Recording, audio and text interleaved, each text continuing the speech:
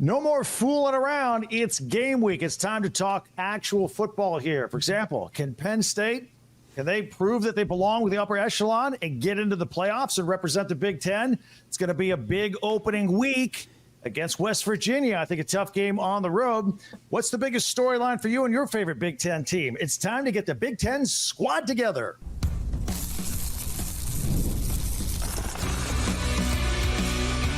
You are Locked On Big Ten, your daily podcast on the Big Ten Conference.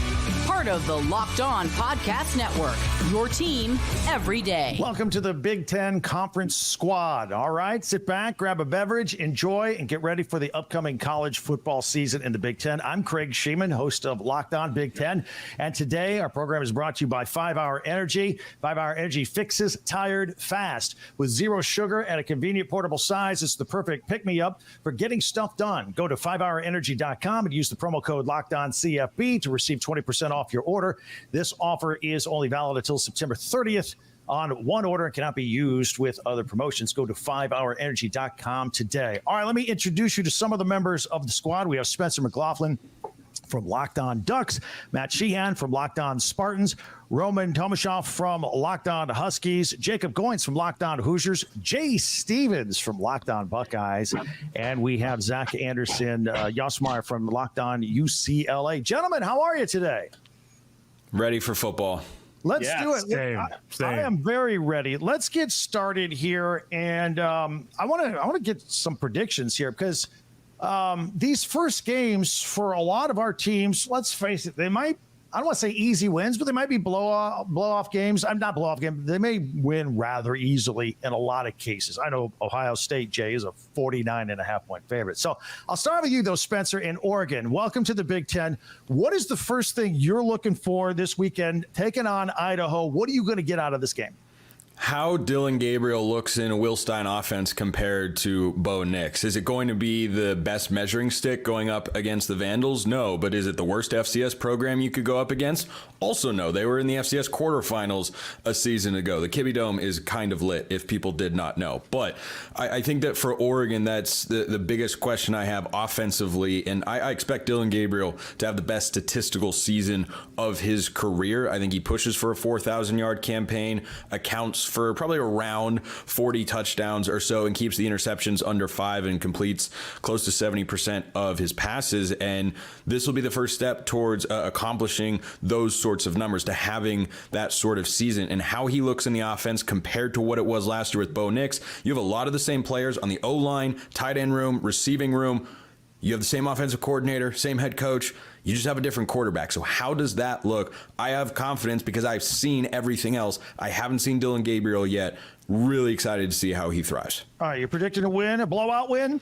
Yeah, I think that's going to be a comfortable Saturday afternoon at Autzen.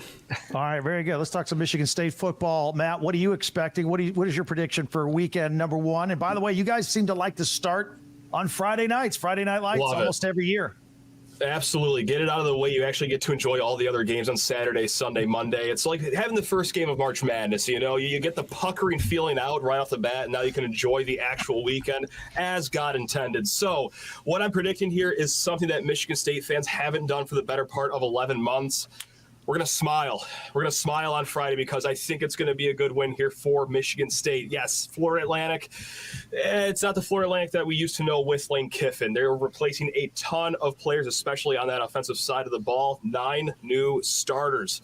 But MSU, they got some new faces too, especially on that offensive line. 2 strong transfers, Tanner Miller, Luke Newman.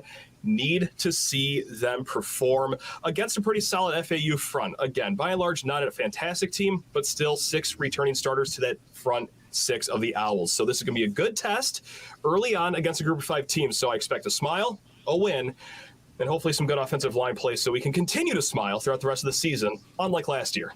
All right, Roman from Locked On Huskies. We're going to have to stay up late for this one against Weber State. What is your prediction?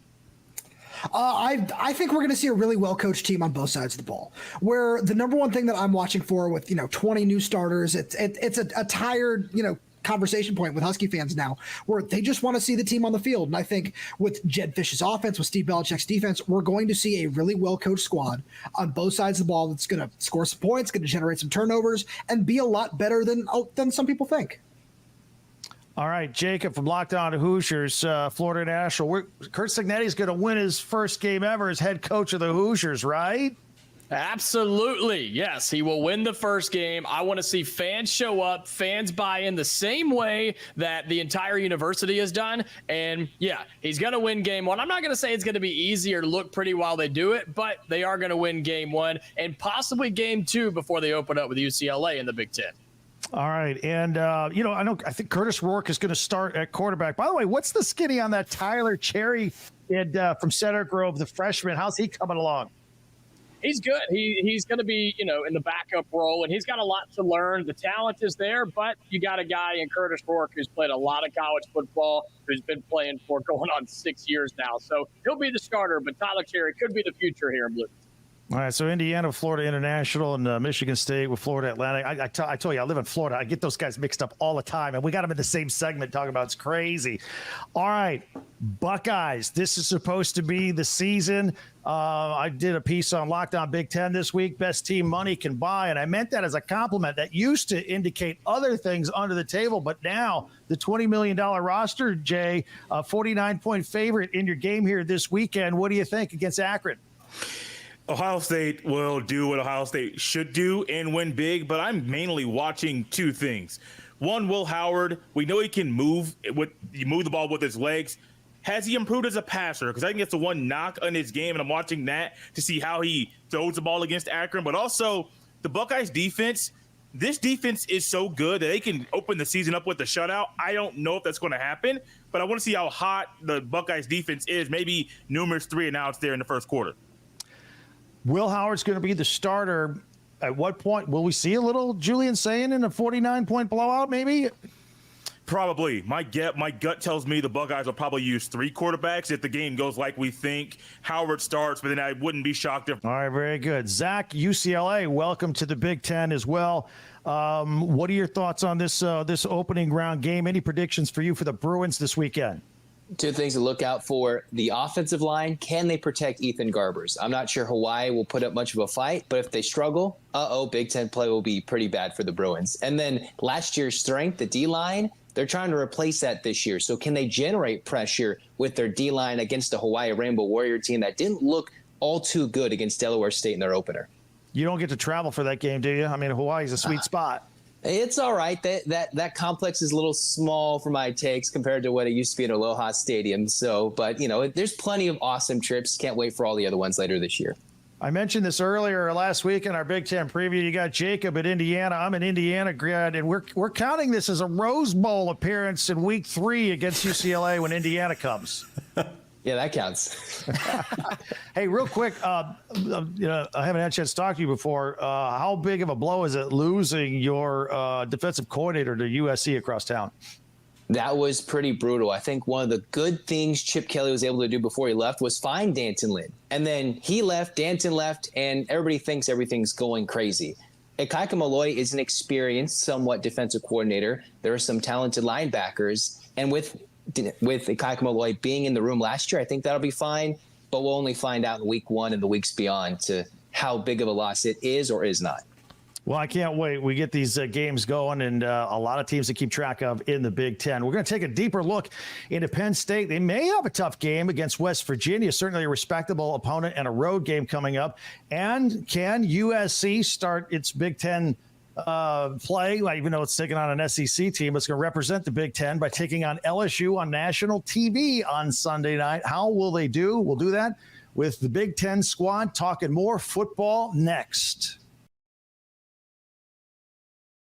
And 5-Hour Energy. I love this product. Have you ever been driving down the road late at night, a little bleary-eyed? Take a little shot of 5-Hour Energy. You're good to go. Maybe you're a little tired after lunch at work, and you got a list of things you want to do, but you don't want to really do them, but you have to do them. 5-Hour Energy, give you the energy. Even after work, a little 5-Hour Energy to give you some energy to go and work out afterward because you're kind of tired at the end of the day. Did you know 5-Hour Energy has 0 sugar? It's got that convenient Little portable size. It's a perfect pick-me-up for getting stuff done. So go to 5hourenergy.com. By the way, that's the number 5. 5hourenergy.com and get some 5-Hour Energy product today. You can use our promo code LOCKEDONCFB and receive 20% off your order. Now, this order is only valid through September 30th on one order and cannot be used with other promotions. The code is not good on other subscription orders, but go to 5hourenergy.com today. That's 5hourenergy.com. The Big Ten squad continues. It is the opening week of the college football season. We're having fun here. We're juggling new people, moving people in and out, as many people on screen as possible. We've added Trent Condon from Locked On Hawkeyes, and we've got Zach Seiko from Locked On Nittany Lions. Zach, we'll talk about the Nittany Lions first. Big game on the road, West Virginia. I think this is a respectable opponent on the road, which may make it a little tougher. Any concern on your part for this game?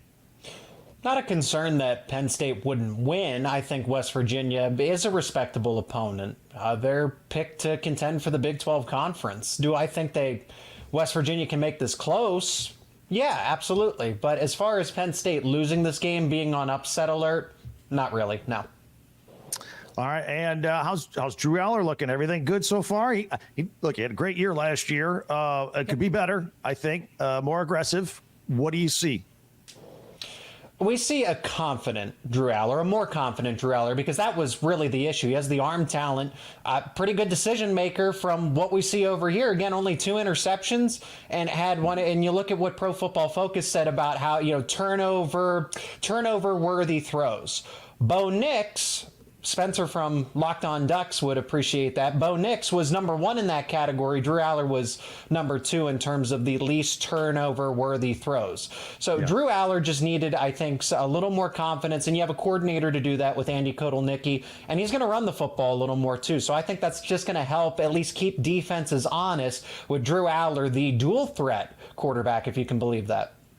Trent Condon from Locked On Hawkeyes. Every time I see you, you're in a car, you're always on a go. You're going the extra mile, literally, to be on this program. Thank you very much for doing that. And by the way, good acoustics inside a car, right?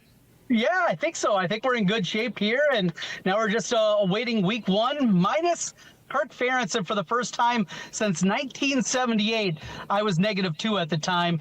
Neither Hayden Fry or Kirk Ferentz will be on the sideline this weekend. And it's very interesting because we all, as a conference, we all saw what happened to Michigan. 3 games beginning of the season, 3 games end of the season. There's still stuff going on. And Iowa was like, they were informed of infraction. Kirk Ferentz got in front of a microphone the next day, apologized, said it won't happen again. It's going to sit out game 1. It's over. It's quite different, isn't it? It absolutely is, because there's an actual adult here. It's not somebody making excuses. It's not somebody that is sitting there whining and complaining. It is a real adult in the room, and Kirk Ferentz that made a mistake, admitted it, and then went out and actually served the penalty. Not like those idiots up in Michigan, not like the other people. It is somebody that actually did the thing that you're supposed to do. Yes, I'm talking to the Wolverine fans out there. Let Trent cook. Matt at Locked On Spartans, You're enjoying this a little too much, aren't you? No, this is not. When someone's preaching the truth, you can only stand up and clap. That's really all we got. But no, I was almost confused. I was like, I thought you just screamed cheeseburger at each other until the suspension is even greater than what it was going to be originally, and then you just deny that anything even happened after the fact. That's what I read in the handbook. So I don't know what copy you guys got down there, but I kind of like the speed of that one, Trent. So it's great that this came up. I literally just got done watching the Connor Stallions documentary. Fascinating watch. Fascinating watch. From Locked On Wolverines got a ton of airtime. Yeah, yes, he did. That was great. Yes, he did. It was great. That was fabulous. That was another well done. All right, Trent, give me a prediction though. Illinois State, what kind of game? Do we just automatically take the under on all Iowa games again this year? What do you predict for this weekend? Oh, absolutely. Yeah. I mean, it's a lock of the century. It was the lock of the last 8 games. And though we get a somewhat healthy Cade McNamara coming back after his injury-plagued season a year ago, yeah, the under is the play. This defense is going to be elite once again for Iowa.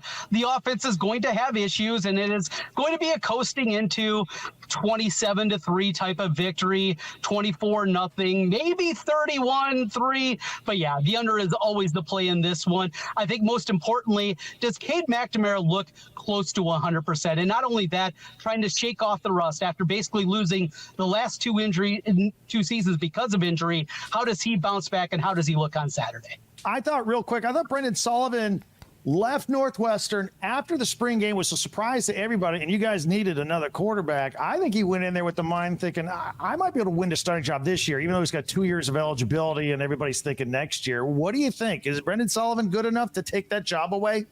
I think he could be if McNamara really does struggle and the rust is still there. Here's the thing that I believe about this. If I was going to hit the heights of contending for a college football playoff berth, get to a 10-2 type of season, I believe Cade McNamara is the guy that can get there.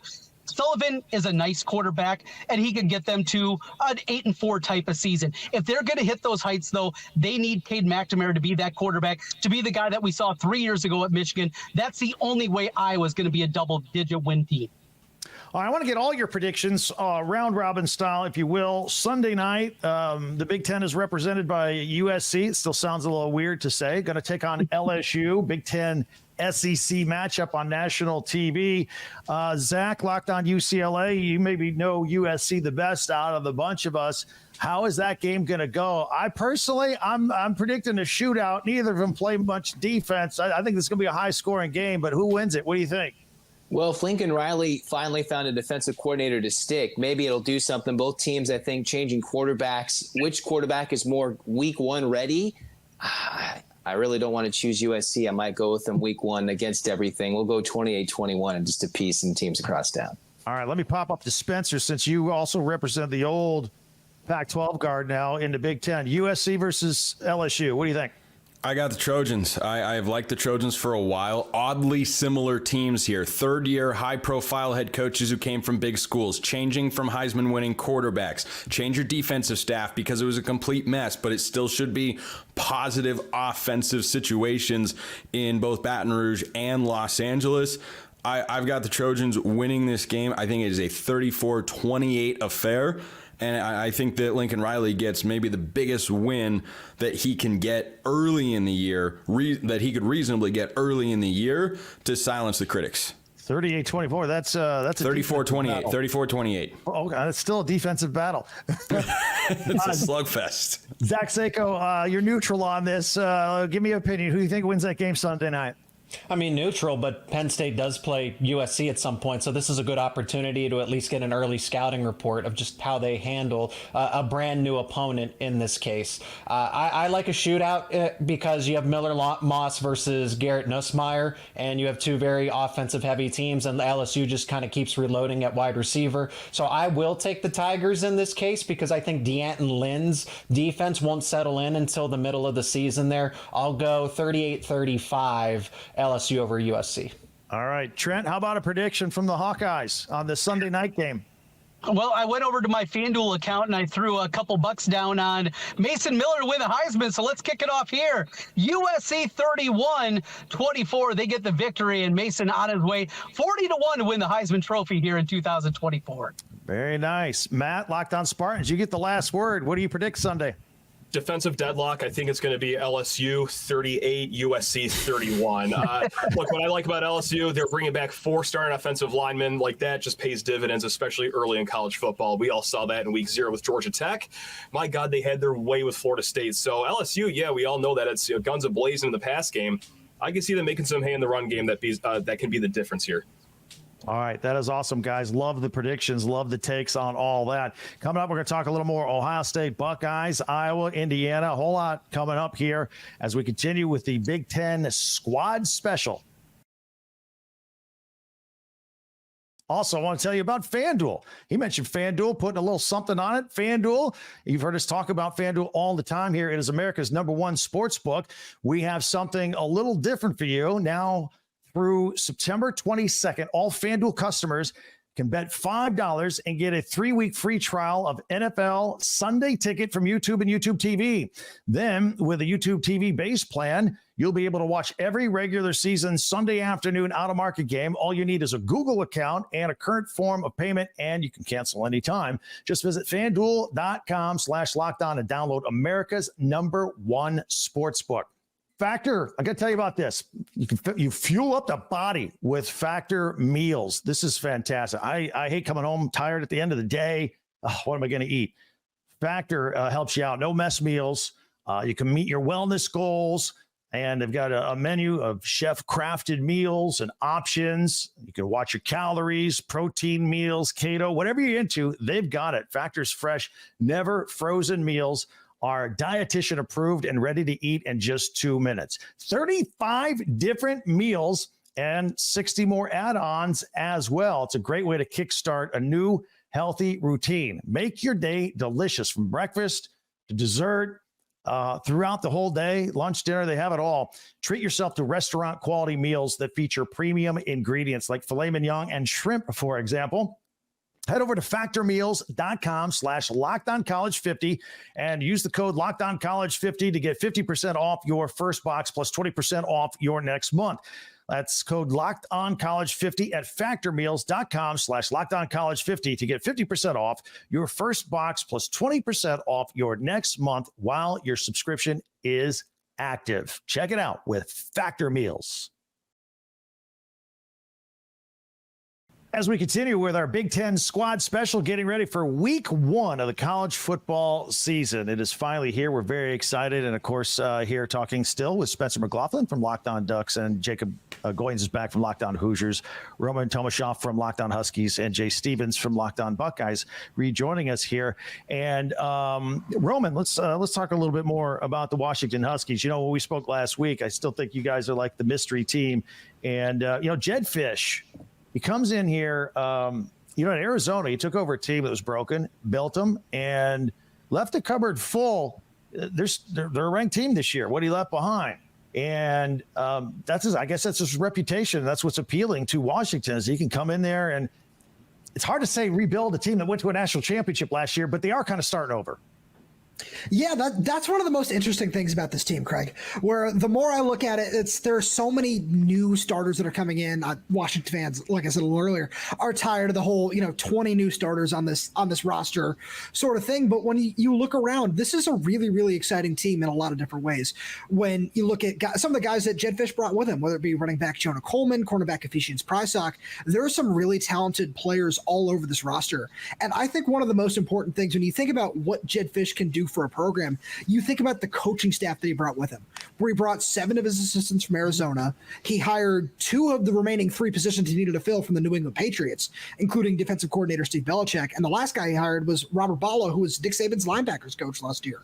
So he's put together a really fun coaching staff that is in a really great position to, in the first year in the Big Ten, it still is weird to say rebuild, but rebuild this roster.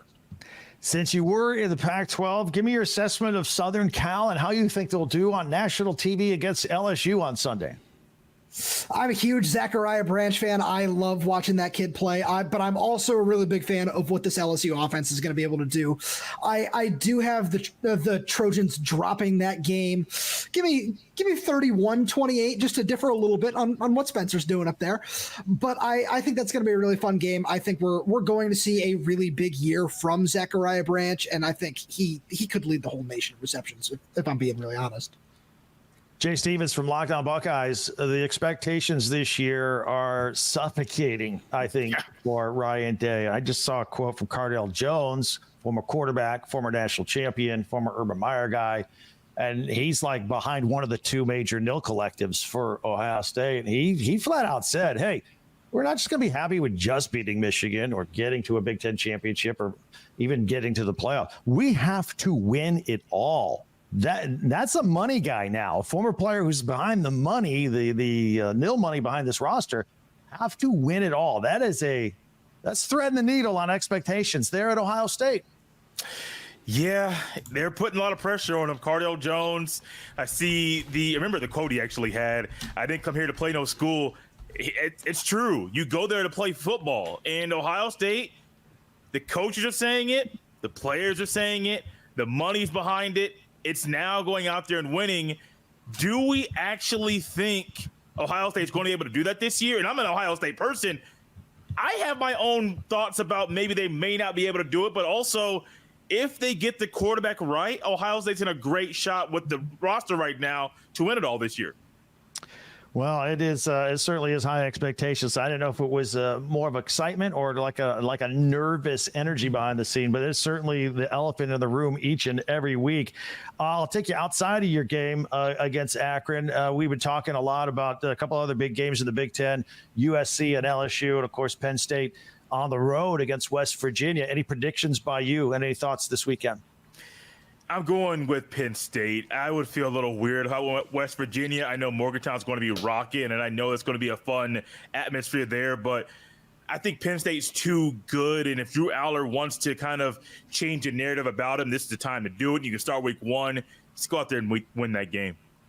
Jacob from Locked On Hoosiers, how about your thoughts as we look at some of the other big boys on Sunday night? How about your predictions for those two games I just mentioned, Penn State and West Virginia, and, of course, USC and LSU? Well, first of all, I want to make sure that everybody knows we say that in Bloomington, too, that it's championship or bust this year. So we're in the same boat as Columbus, just so everybody knows. No, on those two games in particular, I think Penn State, if they don't show up and play their best, they can lose. I think West Virginia is sneaky talented, sneaky good, and in a conference that a lot of people are going to kind of write off this year. But I think Penn State will get the job done. And then I'm taking LSU. I'm going to take Garrett Nussmeier and LSU to beat USC on that Sunday night. I think it'll be not quite a 65-60 shootout, but it's not going to be in the teens either. I'll take LSU. We'll say 31-20 LSU over USC. I just think they got a little bit more talent than USC does. So give me 20. LSU. Yeah. All right. That's right, Spencer. Mark it down. That's a selection. Spencer on Locked On Ducks. Already asked you about the Southern Cal game. How about West Virginia hosting Penn State? Is it going to be any difficulty for Penn State being a road game for them? Well, I hope nobody looks at the point spread of Penn State minus 8.5 and thinks, well, no chance at an upset there. We had a 10.5 point underdog win outright in week 0 in Georgia Tech. Could we see that again? No, I don't think so. I love this Penn State team. I love what they have coming back and what they have brought in. I know they lost both coordinators, but one I think was by choice and one, of course, was not. But I like the move that they made to bring in Tom Allen, someone who Jacob is very familiar with on the defensive side of the football. Andy Kotelnicki as the offensive coordinator with Drew Aller. It doesn't need to be Kansas-level offense from last year. It just needs to be a little bit more capable against the big boys. I like Penn State. I think they're going 11-1 this year, and I think they're winning big in Morgantown. All right. Great job, guys. We're looking forward to the season. Looking forward to working with all you guys each and every week. To our audience out there, you can follow and subscribe your favorite Big Ten team from Locked On. We'll be covering your favorite team every day throughout the season. And don't forget, I'll have you covered with the entire conference every day on Locked On Big Ten, part of the Locked On Podcast Network.